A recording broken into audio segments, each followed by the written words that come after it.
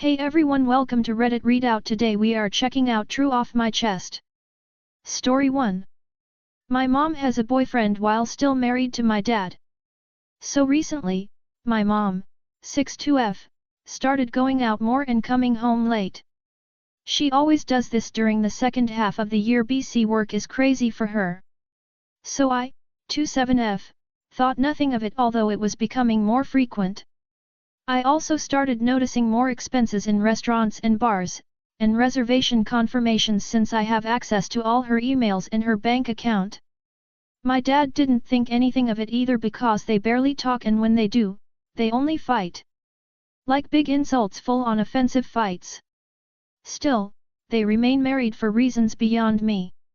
About 2 months ago, while making breakfast, my mom confessed to me the reason she has been out so often is because a family friend, that I've known all my life, confessed his love for her, and so they decided to pursue a relationship. That just sent me. And. Now she openly tells me where she's going and what to tell my dad if he asks, and I'm like, is she for real? I've talked to her about going to a therapist, about divorce, about moving, talking to anyone, and she just refuses and expects me to carry that burden. I fully understand it's her life and I have no say in it, but how am I supposed to deal with this? Because in terms of romance I understand to some extent, my dad is a 10/10 father but a 2/10 husband. But why stay married for so long? She has economic independence, she has my blessing to leave, the new guy is rich AF. I just can't understand her reticence to making decisions and making me suffer in silence like this. I also know this whole post comes off as extremely self-centered and egotistical since it's not my problem but it's my mom and I'm an only child. It also low-key feels like I'm being cast away. Story 2. My boyfriend's cruelty when he's angry with me is making me live in fear, guilt and so much shame I feel suicidal. I've lost my voice and I no longer know how to ask for help. I always second-guess myself and I feel like I'm going insane. My boyfriend can be so cruel to me, and I have no one to tell. Whenever I try to tell him how much it hurts me, he just punishes me more by threatening to leave me, or he'd get angry because he believes that I am the problem. I have BPD and PTSD, while I can be a pain to deal with at times. I make a conscious effort to be better and immediately correct myself. I'm not perfect, but it's gotten to a point where I live with so much shame. I never open up to anyone because I always feel like I'm just begging for attention or being biased. I don't know. He has no issue raising his voice at me, speaking to me in a degrading manner, letting me starve and cry my heart out for days, as long as he feels justified to do so whenever I upset him. I feel like I can't ask for help because I just feel like I deserve all of it. I even feel so much shame and guilt typing all of this right now. I've had my share of toxic tendencies, and he always uses them against me. I really don't like being shouted at, but I'm starting to feel like I deserve it and I just feel so isolated and alone. I've been thinking of ways to get out of this situation. I know many people will tell me to leave, but I feel frozen, and I love him so much and I just feel like I'm the problem. I haven't had anything for days, I feel so scared and I'm too scared to leave my bed. I don't want to be alive anymore, but I always chicken out because I don't want to hurt some loved ones. But lately I'm beginning to feel more and more comfortable with the idea. The stress has caused me to stop getting my periods, hair loss, gut issues, and lots of unexplained body pain. He always thinks I'm manipulating him and always accuses me of making him feel bad. I just feel so depressed and I've been crying for days because I feel so alone and crazy. I don't mean to sound pathetic, but I just have no one else. I've stopped writing on my journal because I feel so disgusted with myself. He always tells me that my mental illness has caused me to warp the situations in my head, which is why I've refrained from writing them down or speaking out. I'm in so much pain and I'm so close to just ending everything.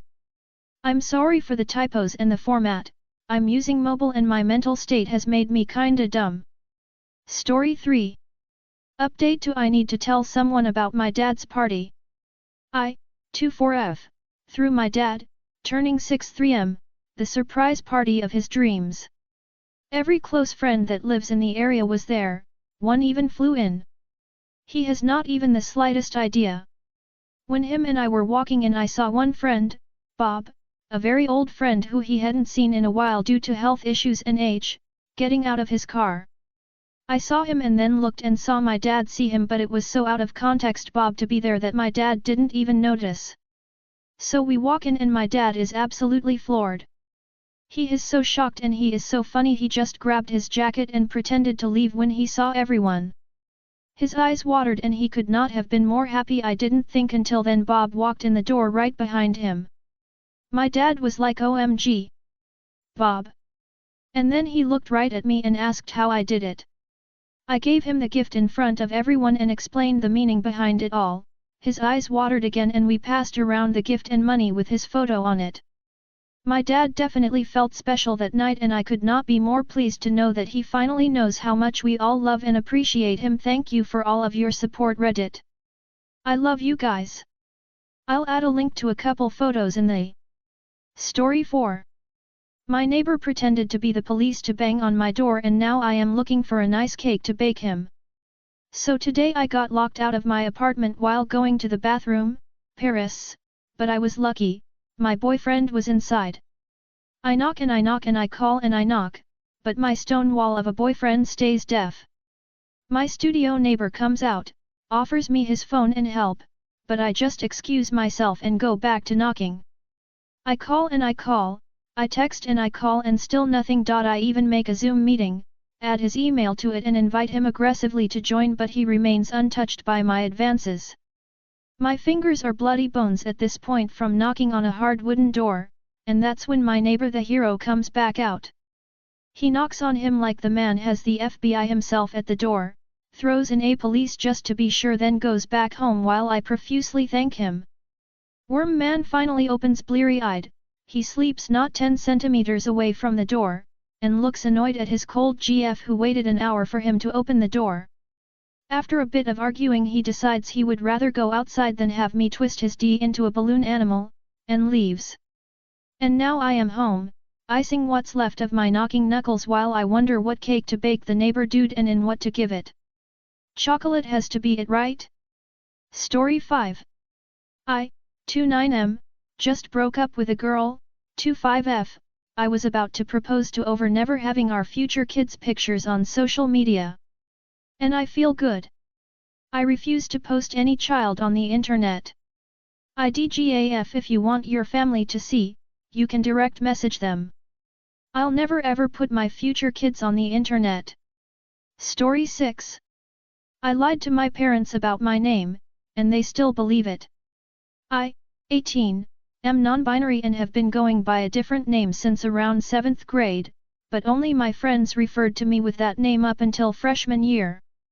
I had joined a school sport and, with the help of a junior who was also non-binary, came out to my coach around halfway through the first semester.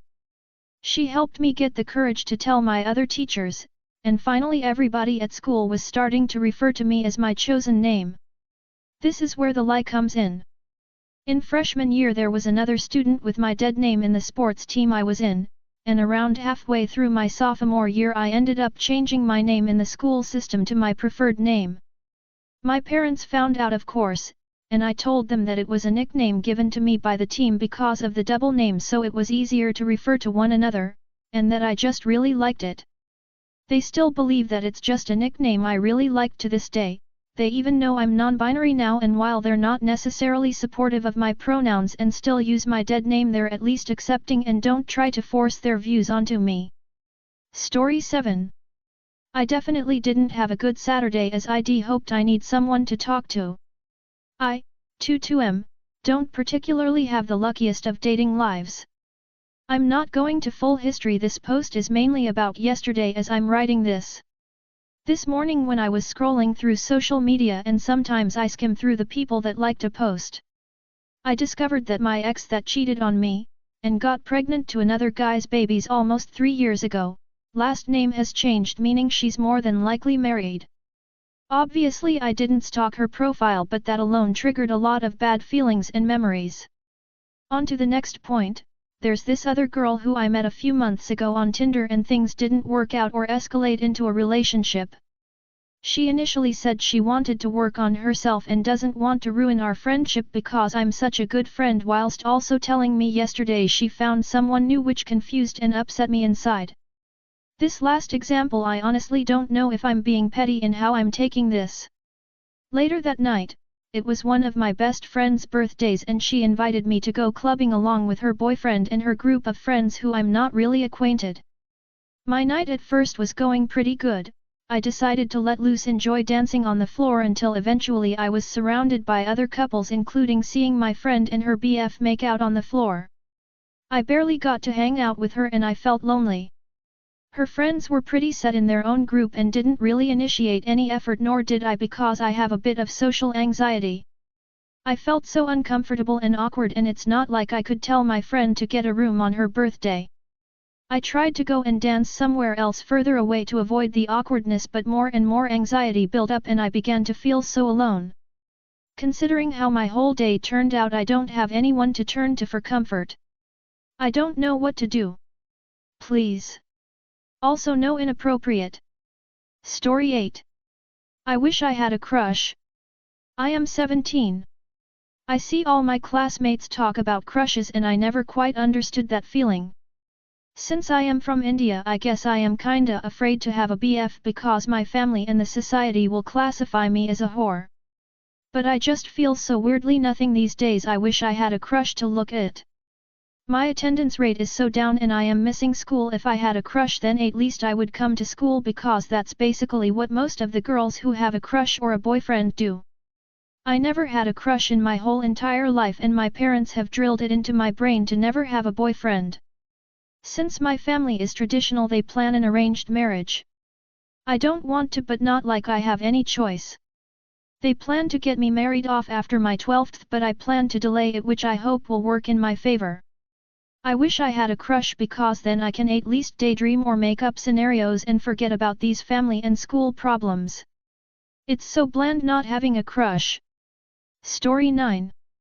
Girlfriend broke up out of blue and went back to her ex. My girlfriend broke up with me a month ago and went back to her toxic ex. It was long distance, but we knew each other since high school but didn't meet for years. I loved her so much and gave her all of my love, time, and care, and she loved me too and would always say how grateful and blessed she is to have me. She promised me a perfect future with marriage and kids.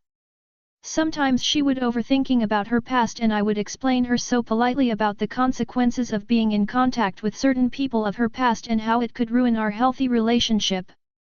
In July, her ex reached out to her saying that he forgave her, he was the one who dumped her, and wanted to give her another chance. I told my girlfriend right away that he's trying to manipulate you. Told her just have your closure and close the chapter and just focus on us, and that's what she did. She blocked him, but after a few days he reached out to her from a different number and she blocked that too, but right after 7 days she unblocked him, telling me that blocking him wasn't working for her as she wanna be at peace with her past and move forward.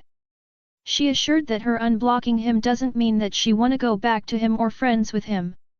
I explained her again that all he's doing is trying to manipulate and it gonna affect you even more. I was getting affected by it because she wasn't listening to me, so I told her either to block him or me, but she said that she's not blocking either of us and I'm free to leave if I'm not okay with it. I knew that she gonna fuck things up, but things went back to normal in us.